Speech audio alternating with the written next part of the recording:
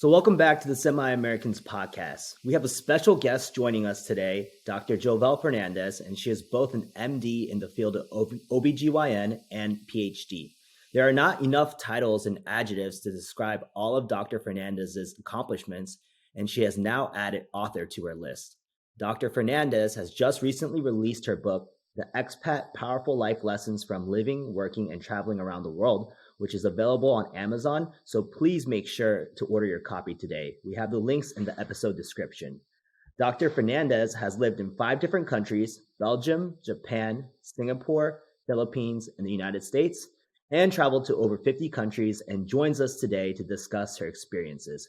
So without further ado, please welcome Dr. Fernandez.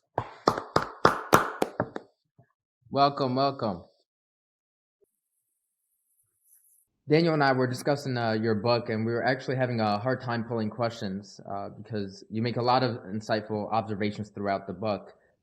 Could you tell us a little bit more about the process of arriving at the title of your book? You know, you titled it The Expat. Is that a term that you've been carrying for some time now, or is that more of a newer realization that you've kind of put this label onto the experiences that you've had in your life?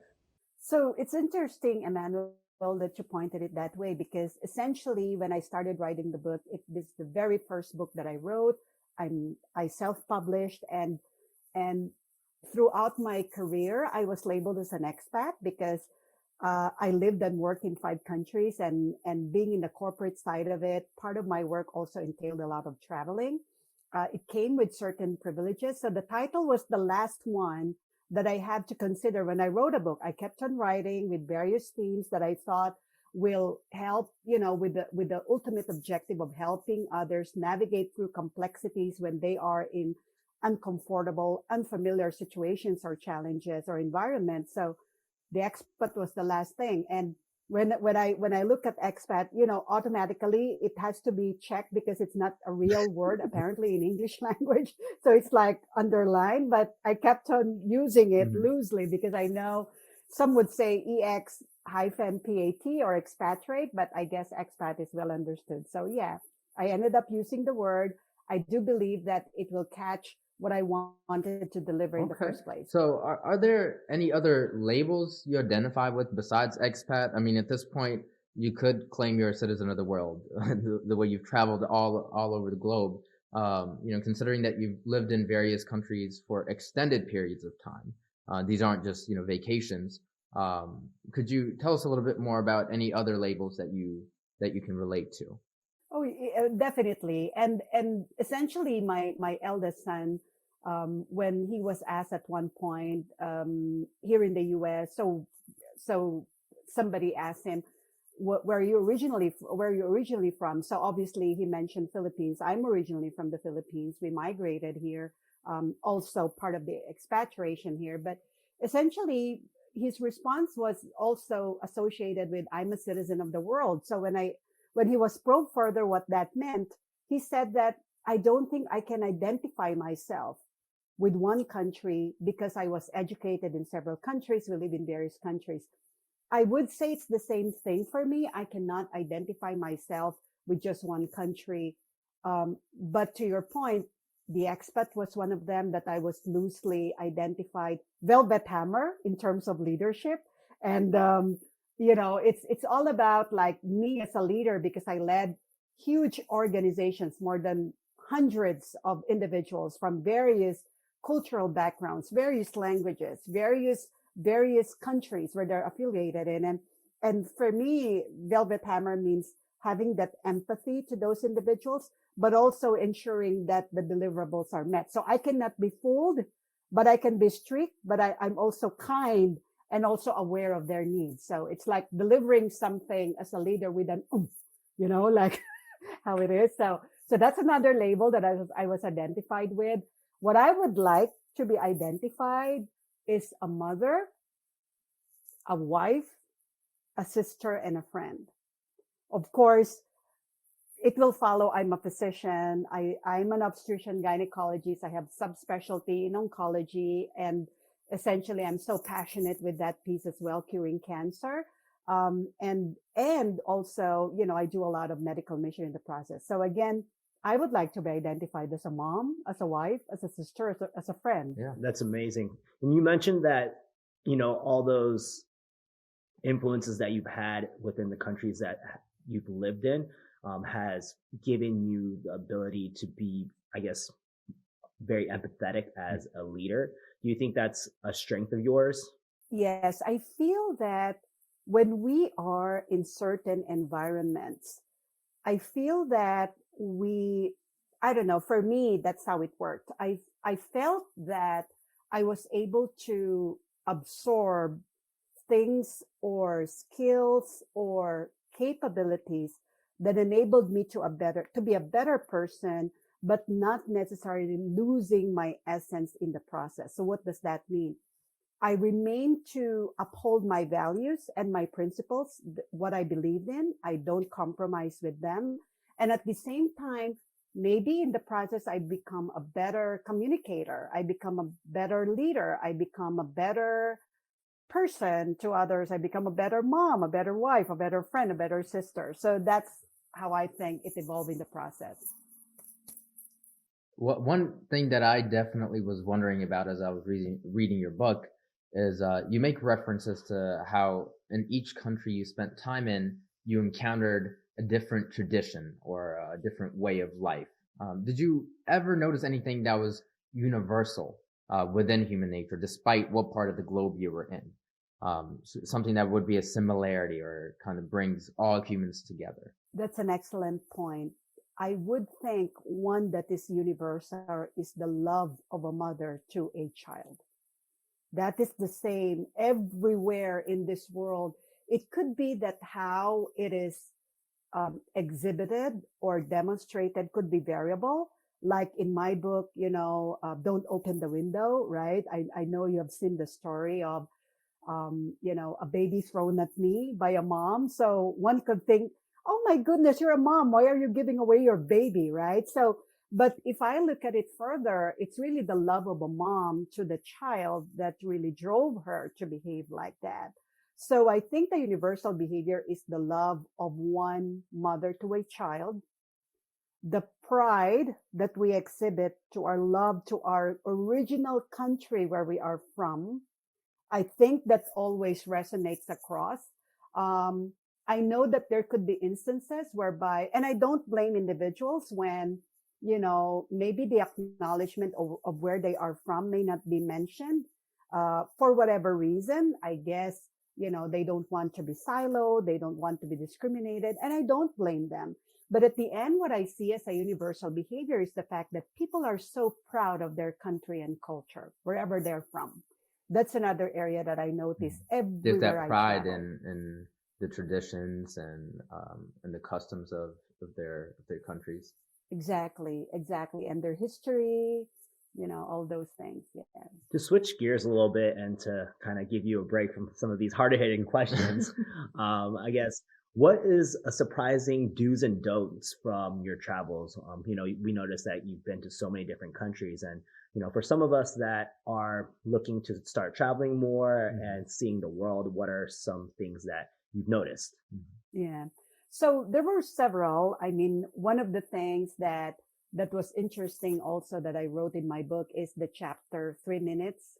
What it actually meant was I I shouldn't expect. So this is the don't. I shouldn't expect um, the police in a country. It was in Belgium actually, to stay and linger in our house because we were Bulgarized for more than 3 minutes or something. I said, seriously, you left without even asking me, that surprise when you are victimized and then you feel that you need to be cuddled or you need to be, sort of informed what's really happening. And then they left without realizing that, hang on, there are other more, there are crimes that could be more outrageous than what I experienced, and they are there to save lives of others. So that is, don't expect how others would behave in a certain situation because you feel that where you are from, people may behave differently. So that is the first don't. Don't expect others to behave the way you think they should because there are other priorities, or it's not part of their culture. For example, the other chapter I had in my book, which was sumo, and you don't expect women to go inside the sumo ring because it's a religious game, it's a cultural one, and it's sacred, and they feel historically women should not get inside the ring. So that is an area as well that, okay, don't expect things to be different because you feel that you should be treated differently because you look differently. But hey, by the way, you need to be aware of the things around you where you are too. So it makes a lot of sense for anyone traveling or relocating or migrating or expatriating to know more about the country where they're going, to know the environment where they're going, and not only for themselves as adults, also for their kids, most importantly for their So kids. having that Yeah. cultural, the responsibility of having that cultural knowledge beforehand, and, you know, not having that expectation on that selfishness, as an individual going into someone else's country. Exactly. You know, one especially powerful part of the book to actually both of us, I would say, and this relates to the root of why we even started the podcast in the first place. You mentioned that one of your sons had felt confused about his origin growing up as a result of your travels. Do you feel like parents have a personal responsibility to teach their kids about their culture, or do you find that parents should reciprocate their child's interest if the child wants to learn about their country of origin? I believe it should be both, and there's an and. As parents, we feel it's our right and it's our privilege to impose on our kids where we should live and where we should, what type of culture, what type of environment our children should thrive without even asking. Maybe we do ask, but it's more of, just getting the buy-in. And then at the end of the day, we impose what we feel they should answer. And we're not giving them any options anymore. I feel that in the process, I learned the hard way as a parent. I hate to acknowledge it, but I thought that living in another country gives a lot of privilege, gives a lot of this open-mindedness. It's a luxury in and of itself to my children. That's what I thought.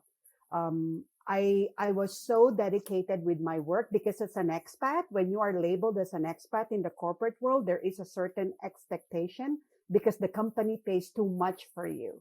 Your accommodation, your relocation of your entire family, business integration, and so on and so forth, right? So, I feel like I have to live up to that challenge and that expectation. Also coming from, having another color too, coming from Asia, right? Without really understanding that my kids, I should have dedicated more time to communicate with them and say, is this for you? Do you feel this is the right way to go? Rather than let's go and do it, right? So, especially with my youngest son, like what I said, I never realized that he felt he didn't understand where he's originally from. Because he lived and was educated in various countries, like born in Japan, educated in the US, in Belgium, in Japan again. So it was then that I realized that, and he gravitated to friends that are also of Asian descent. And then it was then that I realized that he wants to understand more about Asians. He wants to understand more about our culture.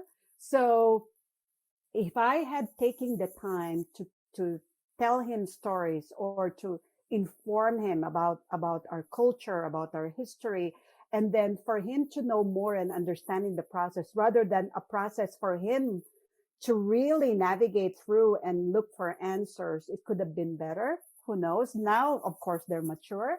But looking back, that is one area that as a parent, I should have been more responsible to really listen, especially the unspoken messages. That's one area that I learned in the process too, Danielle. Living and working in many of these countries, listen more, not just what people say, but what people actually say without saying it. Because so much of communication is nonverbal. That's what they say. Yeah. No, that's a great point. I think that's something that both Daniel and I could relate to because our parents, obviously, his parents from being from South Korea originally, my parents being from Ethiopia. There there are a lot of nuances to growing up in a completely different area in a different country. Of course, and of course, like this is not to defend parents too. I mean, all the parents, we would like the best for our kids, right? We would always say, okay, we have to live here, we have to migrate here, we have to relocate because it's for the kids. Every time sacrifices are made by parents for the kids, for a better future and all those things, because you will not experience those types of privileges and opportunities if you're back home, maybe, right? But at the end of the day, I guess part of it should also include more communication between parents and their kids and more listening. And I'm sure kids are so resilient, actually. They're more resilient than adults. So I'm sure once they get to understand, like the both of you, you're very successful with what you're doing. Just this podcast alone is really awesome. So, those will move along the way and will turn out to be the best. So I guess to go into the next question, and to pull a quote from your book, whatever multiverse I am in, whichever country I got expatriated to, I will always come home to the same person. My son may be there or not, as they may be in school, but what remains constant is always my husband. If you could please expand on this quote from your book, and not to sound too cliche, but for us, this felt like it's almost like a home is where the heart is type of narrative. So maybe if you could expand upon that. Absolutely. So I felt that wherever we are, wherever we live, whichever environment we we were subjected to, I wouldn't say subjected, whichever environment we actually relocated into, I felt that the most important thing that should not be forgotten is human relationship. What really is valuable to you as a person? For me, one of the great um, force for my success, whether in my career or I guess I would include family, is actually my husband because he has been very supportive of me. I know that in many relocation, in many immigration, some families may fall apart, maybe because of differences, expectations, and all those. And I do believe that going back, to where we've been, and every time I come back home, it's always my husband is in there, with his interests, with his career also managed based on what he wanted to happen, and also for me, that made a lot of difference. So, home is where the heart is, wherever you live, as long as you feel that you get some reward or satisfaction in whatever area, whatever you want, whatever you feel is your mission in this world, whatever you wanted to do, I feel that's where it is. It's not just money the entire time. I guess for me, I value relationship more than anything else. I value legacy more than anything else. And that is, for example, my book. I hope it is something that will inspire others to really understand their core values, not to let go of them, to be better than their best, right? And that includes, for example, learning to let go. That's very difficult to do at times. And of course, for example, understanding the challenges are there, but there will always be solutions. Yeah, I think you said it best, even in the intro, where you have all these titles and labels from your accomplishments, like as a doctor, physician, MD, PhD, right? But rather than being known as that, you would want to be known as a wife, a mother, a friend, terms that are more based off of relationships. And I guess the one important aspect to your point, both of you alluded it a while ago too, being the best real version of ourselves. We can be semi-Americans. We can be in whatever country that is. And what does that mean? I feel that if we prioritize what matters most to us, if we continue to define ourselves, and what I alluded to a while ago, learn to let go, right? Let go of things that doesn't matter. The past is over. Move on, right? And continue to be your best self. There's this other section of the book where you, and it's really the way you presented it was more about resilience, right? We just talked about letting go. That's one side of it. And then the other side of that is you said, well, I had to have a good grip on my culture and my true self to overcome the challenges involving relocation and travel. I had to find a way and never give up because I am focused, because I am driven, because I have something valuable to offer to others. I should be proud of my culture because that will enable me to keep on moving. I should not be affected by stressful elements around me. And it really comes back to this whole idea of resilience. And a lot of times that's something that others have to exhibit when they have to travel from one culture to another, one country to another. You're in these elements where the environment is completely new, it's completely different, and it forces you to have to adapt. Could you expand on that a little bit more? I'd say it's extremely challenging because along the way in life, we will always encounter something that will deter us, that will actually be a barrier for us to accomplish something. In medical school, for example, you will have difficult working hours. You will have challenging situations whereby some may give up, but you have to be driven, right? Because you have a goal. That's what you wanted to do. So it's sometimes I would say there's no secret formula.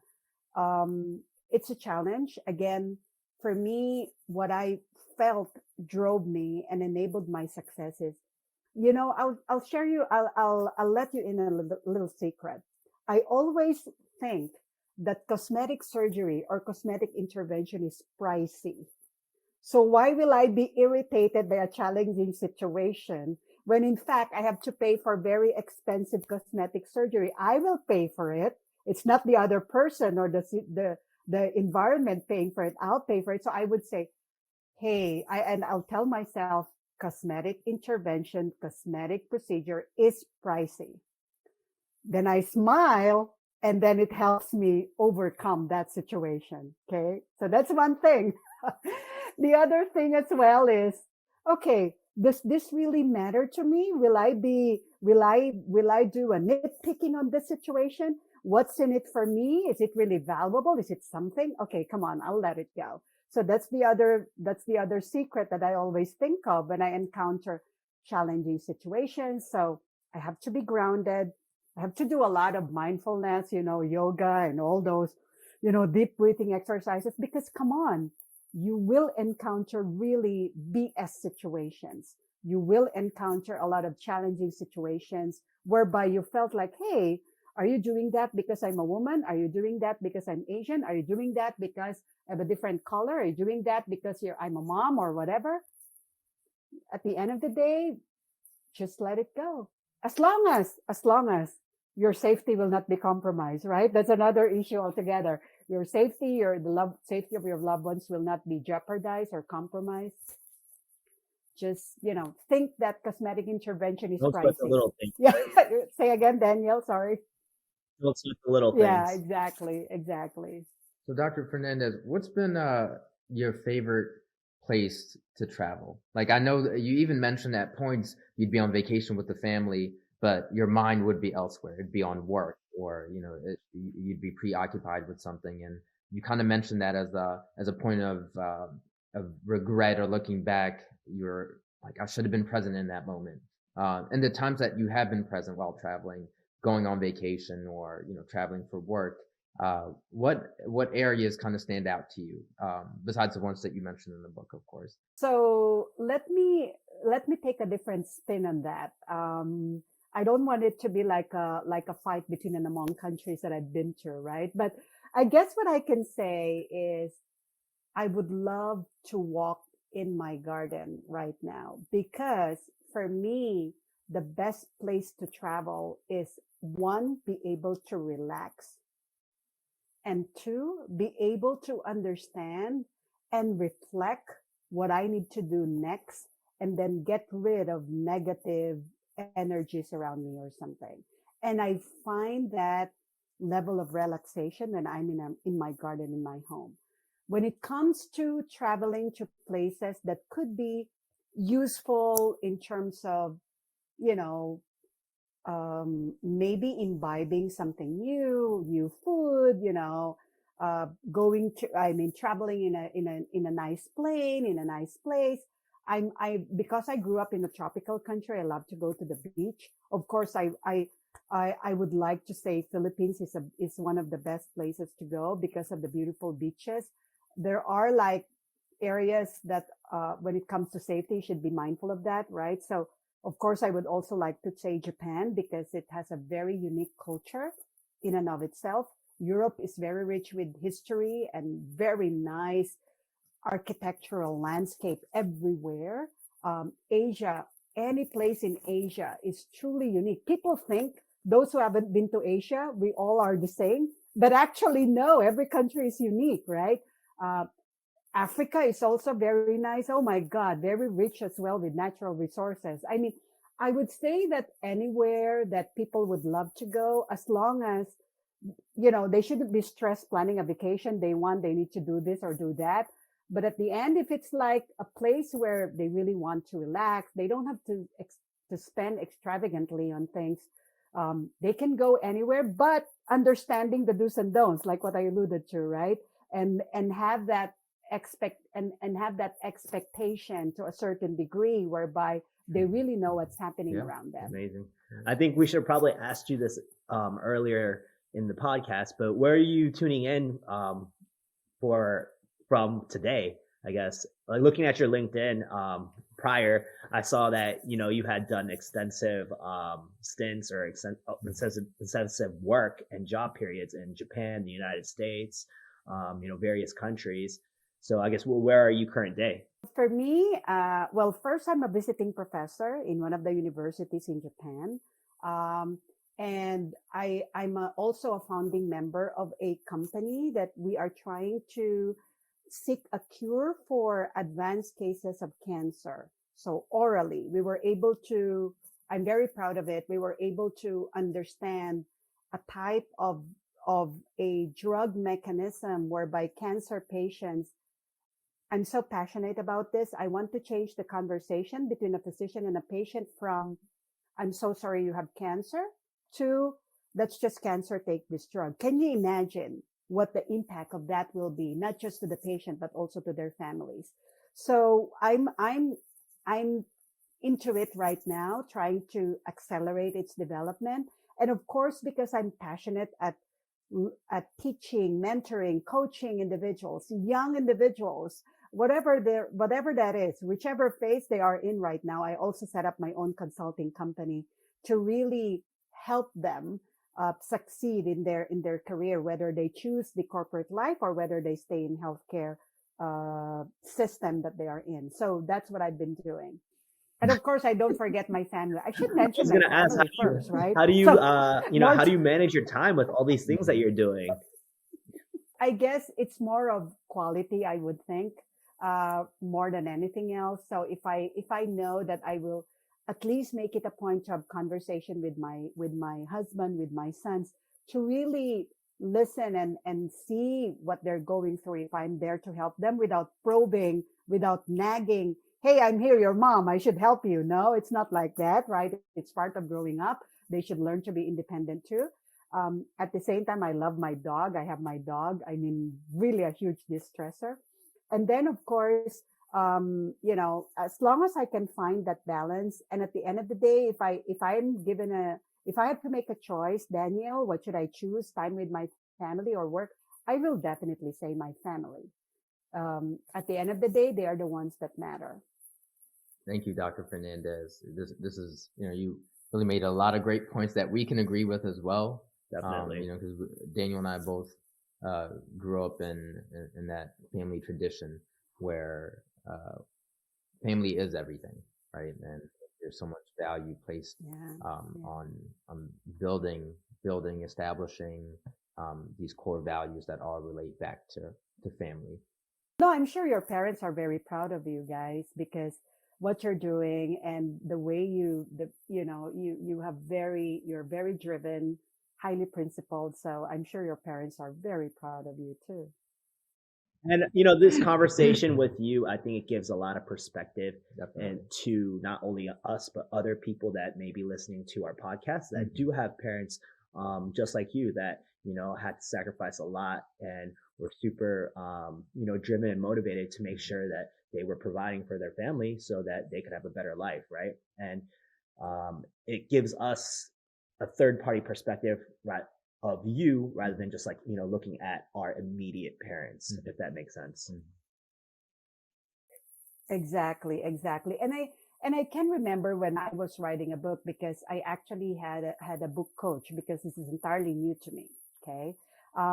I don't know how to write a book. I know how to write a scientific publication, but not a book.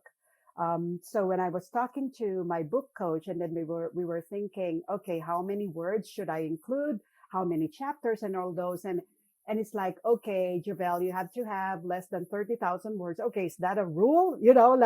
But it's a memoir, it's a nonfiction, it's sort of a biography and all your experiences. It will be good not to bore your readers. It will be good that you take into account what they would feel in the process. So it's interesting how that ended up. So, okay, 12 chapters, is that good? So my coach said, okay, that's perfect. 12 chapters, less than 30,000 words. I mean, I didn't know it should be like that, but it's amazing how writing a book could be very different from writing a scientific Yeah, and paper, actually. really the way that the book even flowed, um, I would say I'm a bit of a slower reader than most, but I always take my time when I'm reading. But the way that your book really transitioned from chapter to chapter and from topic to topic it was very well done. Um, yeah, Very, very Thank you relatable so as much. well. Thank you. Thank you. Appreciate it coming from the both of you. And again, I already feel so satisfied and gratified because I achieved already my mission to write a book to begin with, right? And as you can see as well, I'm so passionate about providing free medical services. So I mentioned in my book that the profit for the sale of my book will actually go to charity, doing all those medical missions so that individuals who may not have the opportunity or even the capability or affordability to get the quality medical care that they need, we will provide it to them for free. So that's what my husband and I had been doing. And in fact, my kids had been helping us, feed the young kids who cannot eat anything or something. So all those no, things we that's have been wonderful. doing as So well. to all our listeners, make sure you go and support this book. All right, it's for a good cause, and you'll gain a lot of insight from the book as well. So it's a win-win For for everybody. Yeah. So Dr. Fernandez, thank you so much for joining us and sharing your invaluable experiences with not only us but our audience as well. These are the type of conversations that inspire hope and show the interconnectedness of human beings, regardless of where we have grown up or the environmental influences that we may have had. We hope to convey that people have innate similarities, and I think you did such a wonderful job of marking that throughout this conversation. And we're really appreciative that you were able to make the time to join us on the podcast today. Thank you so much, Emmanuel and Danielle, and really appreciate. It's an honor for me to be part of your podcast, and more power to the both of you. And I wish all of you the best. So thank you for joining us on season 3, this special episode with Dr. Jovel Fernandez. Please check out her book if you have a chance, and you can find us on any of our social medias. Yeah, and our streaming platforms as well will be available on Spotify, YouTube, Apple Podcasts, everywhere podcasts are available. Please subscribe to the YouTube channel as well. And thank you all for joining us, and thank you for the support.